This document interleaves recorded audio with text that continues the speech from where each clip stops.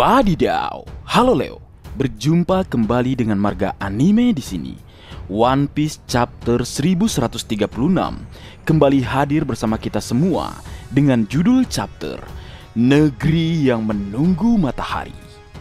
Baik, tanpa berlama-lama lagi, mari kita lanjut berlayar. Dimulai dengan menampilkan lanjutan cover story perjalanan Yamato volume ke-22 dengan judul Holdem menuntun Yamato, Otama, dan Speed ke markas rahasianya. Dalam cover story ini memperlihatkan Yamato memaksa Holdem untuk memimpin jalan, sementara Otama diperlihatkan sedang menunggu Speed. Dari kejauhan terlihat markas rahasia tersebut berbentuk seperti kepala Wushu. Wadidaw, cover story menarik. Marga anime tidak menyangka bahwa sisa-sisa bajak laut Kaido seperti Flying Sick masih berada di negeri Wano Kuni. Itu berarti kedepannya kita akan mengetahui siapa saja petinggi bajak laut Kaido yang berada di negeri Wano Kuni. Mengingat sebelumnya Green Bull telah datang ke penjara Udon untuk menangkap King dan Queen. Apakah nantinya semua Flying Sick dan Jack masih berada di Wano Kuni? Kalau ini benar, mungkin kita akan melihat pertarungan Yamato melawan sisa-sisa dari bajak laut Kaido dalam cover selanjutnya, atau justru dia akan berdamai dengan mereka dan memimpin bajak laut binatang buas yang baru. Menarik untuk ditunggu. Kemudian cerita One Piece chapter 1136 dimulai dengan melanjutkan akhir chapter sebelumnya, memperlihatkan kapten tercinta kita Monkey D. Luffy sedang menikmati makan daging rusa, di mana kita juga diperlihatkan kru topi jerami yang lain sedang bersenang-senang di pesta. Kita bisa melihat Nico Robin, Chopper, dan Franky belum ada di pesta. Banyak raksasa yang tertarik pada Jinbe dan Soul King Brook karena mereka belum pernah melihat ras lain. Lalu Zarul menjelaskan kepada Luffy mengenai Elbap, di mana diketahui bahwa kebanyakan manusia tidak bisa datang ke dunia matahari. Manusia yang datang ke Elbap sering berpikir bahwa dunia bawah adalah Elbap. Jadi mereka akhirnya melarikan diri karena takut. Pernyataan Zarul ini mengkonfirmasi isi chapter 865 saat manusia mendekati pulau Elbap, di mana mereka menyadari jika dunia bawah Elbap adalah tempat yang berbahaya. Jadi ini alasan kenapa selama ratusan tahun angkatan laut tidak pernah sekalipun menginjakan kaki di tanah Elbap. Menarik. Lalu kemudian di sisi lain kita juga diperlihatkan panel di mana Usopp menceritakan kisah petualangan mereka kepada para raksasa, seperti saat dia mengalahkan Oars di Trailer Bar. Saat dia menyebut Oars, seorang raksasa berkata bahwa Oars adalah pejuang tangguh legendaris di antara ras Glan. Lalu di saat Usopp bercerita, Roat dipaksa meminta maaf kepada semua orang oleh Gert di panel ini. Dan ternyata diam-diam Roat menikmati paksaan dari Gert. Anjir. Kemudian berlanjut dengan Zoro yang berkata, "Jika Usopp tidak menghentikanku, kepalamu pasti sudah melayang," ucapnya. Kemudian Roat mengatakan bahwa impian setiap raksasa adalah menjadi dewa matahari dan menguasai dunia. Mendengar itu, banyak raksasa mulai bertarung karena banyak yang tidak setuju dengan apa itu dewa matahari. Beberapa percaya dia adalah dewa pembebasan. Ada juga yang mengatakan dia adalah dewa penghancur. Bahkan satu raksasa mengatakan dia adalah dewa yang tertawa. Lalu Zarul berbicara mengenai mitologi Elbap yang disebut Harley. Dalam bahasa Jepang, nama bisa disebut juga Harley. Ditulis dalam bahasa kuno yang tidak dapat diterjemahkan oleh siapapun. Jadi ada banyak interpretasi. Menurut mitos tersebut, dunia telah hancur 2 kali. Saat Zarul berbicara, kita dapat melihat gambar kuno Nika yang muncul dalam mitologi Elbap. Gambar ini mirip dengan siluet Nika yang kita lihat saat Wushu membicarakannya, tetapi dengan lebih banyak detail. Dewa matahari Nika memiliki rambut putih panjang dan keriting serta awan putih yang mengambang di lehernya, seperti saat Luffy menggunakan gear kelimanya. Dia juga mengenakan kain cawat dan memegang pedang serta perisai. Lalu Zarul berkata, entah dia akan menjadi pahlawan yang menjaga dunia dari kehancuran atau seorang perusak yang mendatangkan bencana. Satu hal yang pasti, dia selalu muncul ketika dunia akan berubah drastis. Dan itulah mengapa mereka yang berkuasa takut dengan kemunculan Nika. Melihat gambar tersebut, Luffy kemudian berkata, "Jadi dia Nika, dia pasti orang yang dibicarakan Bani." Lalu Jarul berkata, tetapi karena dia adalah dewa matahari, mereka yang mencari harapan berpaling kepadanya tanpa kecuali. Konon katanya, Nika adalah sosok berpakaian putih bersih dan diselimuti awan putih, dan dia muncul sambil tertawa terbahak-bahak. Mendengar penjelasan Jarul, Luffy pun menjawab, itu pasti yang dimaksud semua orang saat mereka bilang aku sangat mirip. Hahaha, tapi aku tidak ada hubungannya dengan dewa itu, ucapnya. Wadidaw, mengejutkan dari pernyataan Jarul diketahui bahwa saat ini adalah periode ketiga dari dunia One Piece, karena sebelumnya dunia One Piece telah hancur sebanyak 2 kali. Dari penjelasan tersebut, marga anime mengasumsikan bahwa kehancuran dunia periode pertama terjadi saat kemunculan Dewa Matahari pertama Nika, dan kehancuran dunia yang kedua terjadi saat kemunculan Dewa Matahari Joy Boy, di mana saat kehadiran mereka dunia mengalami peperangan besar. Lalu saat ini Dewa Matahari ketiga juga telah muncul pada periode ketiga dunia, yang itu berarti tidak lama lagi peperangan antara Dewa Matahari dengan penguasa dunia akan segera terjadi. Jadi dari sini dikonfirmasi bahwa Nika adalah Dewa Matahari sesungguhnya. Lalu kemudian Dewa Matahari selanjutnya digantikan oleh Joy Boy sebagai bajak laut pertama, dan saat ini Dewa Matahari ketiga adalah Luffy sebagai sosok yang akan menjadi raja bajak laut selanjutnya. Wadidaw, ketiga sosok ini membawa perubahan besar bagi dunia, sungguh sangat menarik. Kemudian Jarul kembali berbicara dan mengatakan bahwa apa yang terjadi dengan Harald dan Loki mungkin merupakan hasil dari mereka yang mencoba menjadi Nika itu sendiri. Kemudian Luffy bertanya kepada semua orang, apakah Loki adalah orang yang baik? Semua raksasa terkejut sehingga mereka menjelaskan semuanya kejahilan dan kekacauan yang disebabkan Loki di masa lalu, di mana seorang raksasa berkata, dia adalah pangeran terkutuk. Faktanya Raja Harald menerima ramalan yang meramalkan bahwa dia akan dibunuh oleh seorang putra bahkan sebelum kelahiran Loki. Tak lama setelah itu, Loki membunuh kuda keberuntungan dari keluarga kerajaan. Dan di tahun itu juga, Charlotte Linlin atau Big Mom juga membunuh prajurit legendaris Jorul. Bencana alam menimpa negeri ini silih berganti. Bahkan sang ratu pun meninggal setahun setelah Loki lahir. Dia menjadikan dunia bawah sebagai taman bermainnya, di mana dia menjinakkan binatang buas dengan kekuatannya yang luar biasa, dan kemudian dia melepaskan mereka ke desa itu. Semua itu terjadi saat dia masih bocah berusia 10 tahun, membakar barang-barang dan menghancurkan segalanya.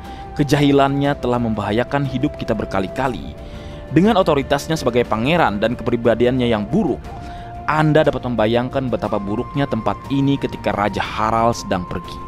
Wadidaw, di chapter ini kita telah mengetahui betapa terkutuknya Pangeran Loki. Dirinya telah melakukan kerusakan sebagai seorang pangeran sejak umur 10 tahun. Jadi di sini terjawab alasan kenapa dunia bawah menjadi berbahaya, itu karena Loki membebaskan hewan-hewan buas di seluruh dunia bawah. Hal ini menjawab betapa berbahayanya Loki sejak masih kecil, sebelum dirinya memiliki kekuatan buah iblis legendaris. Ini juga mengkonfirmasi bahwa Loki adalah raksasa terkuat dalam sejarah yang membawa kehancuran bagi dunia. Ada yang menarik, Leo. Dengan Loki ini, aku jadi teringat dengan sosok Kozuki Oden yang sama menakutkannya sejak dia kecil. Dan apa yang terjadi? Kemudian dia berlayar dengan seseorang yang saat itu menjadi raja bajak laut legendaris, Goldie Roger, dan dia bersahabat dengannya. Bahkan sebelumnya dia berteman dengan sosok seperti Shirohige yang kita kenal sebagai manusia terkuat. Apakah Pangeran Loki akan bersahabat juga dengan Luffy? Ini sungguh sangat menarik. Dan sosok Loki ini jika kita runut juga merupakan gabungan dari sosok Kozuki Oden dan Don Quixote do Flamingo. Bagaimana menurut kalian, Leo? Lalu kembali ke cerita, Jarul melanjutkan dan mengatakan bahwa dia terkena pedang di kepalanya karena mencoba menghentikan Loki membunuh ayahnya. Kemudian setelah membunuh Raja Harald, Loki pergi untuk membuat kekacauan. Namun dia ditangkap oleh Akagami no Shanks 6 tahun yang lalu dan kembali ke Elbap. Luffy sangat gembira mendengar nama Shanks. Wadidaw, lagi-lagi hal mengejutkan terjawab di chapter kali ini. Benar saja, Akagami no Sans atau Yonko si rambut merah adalah sosok yang telah mengalahkan Loki 6 tahun yang lalu, sehingga Sans diangkat sebagai seorang Yonko saat itu karena berhasil mengalahkan raksasa terkuat. Tidak terbayangkan betapa kuatnya Sans karena dia berhasil mengalahkan Loki yang saat itu telah memakan buah iblis legendaris. Luar biasa. Berikut adalah beberapa prestasi Sans sejak dirinya diperkenalkan di chapter pertama. Menghentikan Kaido dan mengakhiri perang di Marineford. Mengalahkan Loki 6 tahun yang lalu. Seseorang yang dianggap cukup kuat untuk menjadi Ksatria Suci, serta memiliki buah iblis legendaris. Berada di 5 besar orang-orang kuat dalam pikiran Kaido bersama Goldie Roger, Rock di Sebek, Kozuki Oden, dan Shirohige. Memiliki penglihatan masa depan dan Housoku Haki yang sangat kuat. Bahkan dia disejajarkan dengan Housoku Haki milik Joy Boy. Luar biasa. Kemudian setelah Luffy berbicara mengenai Loki yang adalah orang baik, kemudian kita melihat Roronoa Zoro mengamati Luffy dan berpikir dia bertindak agak tidak biasa. Jadi Zoro mengajak Luffy berbicara secara pribadi di pinggiran desa, di mana Roronoa Zoro berkata, "Kupikir kau bertingkah seperti dirimu sendiri, tapi kita sedang membicarakan tentang seorang pembunuh raja yang tidak disukai oleh seluruh negeri. Kau tidak boleh mempercayai sepatah kata pun yang keluar dari mulutnya." Lalu Luffy menjawab, "Tapi dia bilang dia tahu di mana Sans. Apakah kau tahu betapa aku ingin menemuinya?" Kemudian Roronoa Zoro kembali menjelaskan kepada Luffy, "Itulah yang memungkinkan orang lain memanfaatkan kamu, Luffy." Mendengar nada marah dari Zoro, Luffy kemudian dalam keadaan marah berkata, "Jadi maksudmu Loki tidak tahu dia akan dipukuli kalau semua itu bohong?" Lalu Zoro kembali menjelaskan berdasarkan apa yang dikatakan orang lain, Loki mungkin berbohong, tetapi mustahil untuk mengatakannya kecuali dia menemuinya secara langsung. Saat keduanya berdebat, Nami datang menghampiri mereka dan Nami berkata, "Aku penasaran apa yang kalian rencanakan. Apa kalian pikir kalian berdua bisa pergi kemanapun tanpa aku?" Lalu Roronoa Zoro kembali berbicara, "Dengarkan Luffy, kami akan mendapatkan kunci rantainya, tapi serahkan pada kami untuk melihat apa yang sedang direncanakan Loki ini." Mendengar penjelasan Zoro, Luffy tampaknya senang dan berterima kasih kepada Zoro dan Nami. Namun Luffy menyadari suatu yang aneh, di mana selain Nami terlihat Roat juga bersama Nami dalam keadaan tersengat listrik, dan dia sekarang berbicara dengan Nami dan Zeus. Berpergian dalam Sfar, dan Roat adalah orang yang mendayungnya untuk mereka. Lalu Nami berkata, "Jadikan dia pelayanku." Mendengar hal tersebut, Zeus berkata, "Ingatlah, aku pelayan nomor 1 dan 5.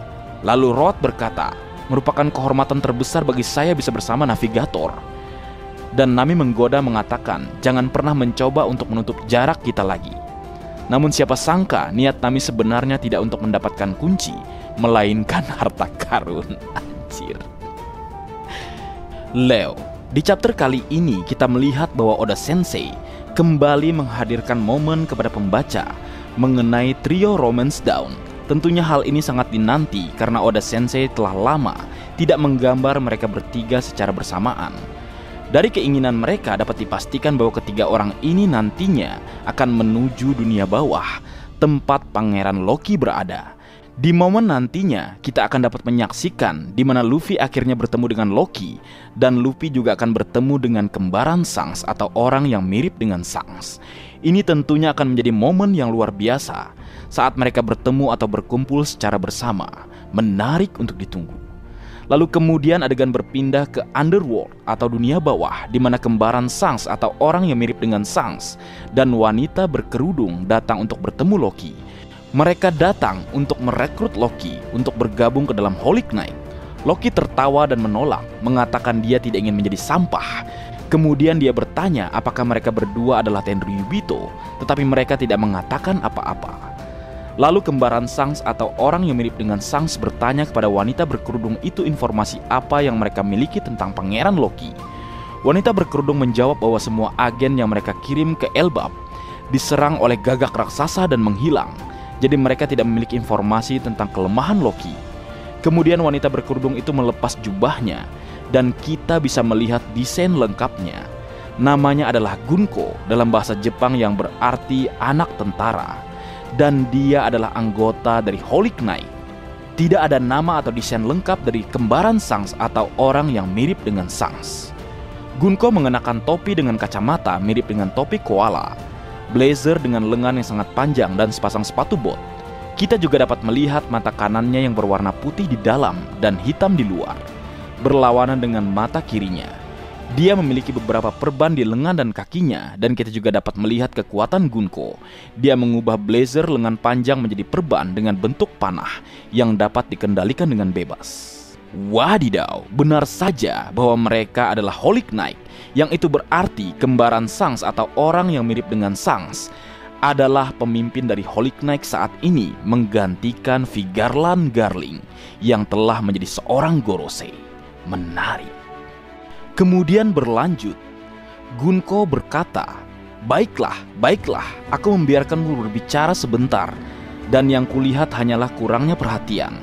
Saat Gunko berbicara tiba-tiba, serigala dunia bawah muncul, dan Loki tertawa melihat teman-temannya datang. Melihat serigala mencoba menyerangnya, Gunko menggunakan perbannya untuk melilitkannya di leher serigala. Kemudian dia menggantung serigala di udara, sementara Loki berteriak melihat teman-temannya. Di sini kembaran Shanks juga berkata kepada Gunko, jangan terburu-buru. Dan kembaran Shanks atau orang yang mirip dengan Shanks juga berbicara kepada Loki, apakah kau akan berubah pikiran jika kau menukarkan nyawa makhluk ini? Pada halaman terakhir yang cukup epik, Pangeran Loki menatap Gunko dan kembaran Shanks atau orang yang mirip dengan Shanks dengan penuh tantangan, sementara serigala itu dicekik. Dan Loki berbicara, jadi itu kesepakatan yang ingin kau buat, baiklah, itu adalah nasibmu yang menyedihkan temanku. Beristirahatlah dengan tenang, tentu saja akan ada kemarahan dan kesedihan, tapi seorang pejuang tidak akan kehilangan ketenangannya saat menghadapi kematian. Aku akan menelan kemarahan ini dan menghancurkan dunia. Chapter 1136 ditutup dengan perkataan Loki yang luar biasa.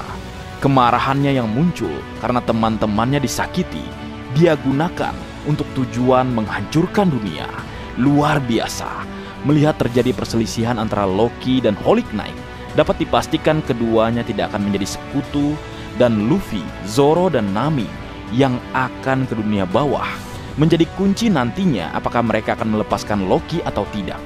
Karena dua sosok Holy Knight ini bukan orang yang sembarangan. Dia mungkin memiliki kekuatan setingkat dengan Shanks. Jadi marga anime berpikir, jika Loki tidak dibebaskan, itu akan berbahaya bagi dirinya karena saat ini dia sedang terbelenggu atau terpenjara dengan rantai yang besar. Sementara itu kemungkinan lainnya, Luffy dan Zoro akan menghadapi Holy Knight di chapter berikutnya. Ini juga sangat menarik.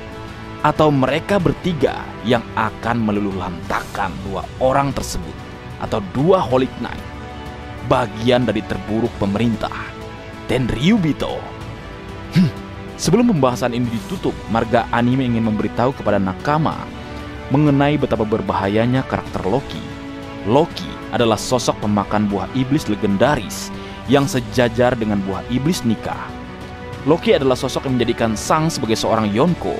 Dalam artian kekuatan Loki begitu kuat, sampai seseorang yang mengalahkannya diangkat sebagai seorang Yonko. Loki adalah sosok yang dirantai di pohon terkuat di dunia. Dia juga adalah sosok yang berbahaya yang bahkan Holy Knight datang secara langsung untuk merekrutnya. Di mana di sini dapat dipastikan bahwa pemerintah dunia mengetahui ancaman Loki sangat besar bagi kehancuran. Loki adalah raksasa terkuat sekaligus orang yang mengalahkan seluruh raksasa Elbap. Dengan impiannya menghancurkan dunia, tidak lama lagi saat dia bebas, perang besar One Piece akan segera dimulai. Menarik ditunggu. Dan kabar terakhir, minggu depan tidak libur. Mantap, baik. Mungkin segitu dulu yang bisa aku bagi bersama kalian, Leo. Semoga kalian terhibur dengan apa yang aku buat dalam kesempatan kali ini. Terakhir, jika ada kesalahan dalam pengucapan atau hal yang menurut kalian kurang pas atau kurang tepat, marga anime memohon maaf yang sebesar-besarnya. Sekian.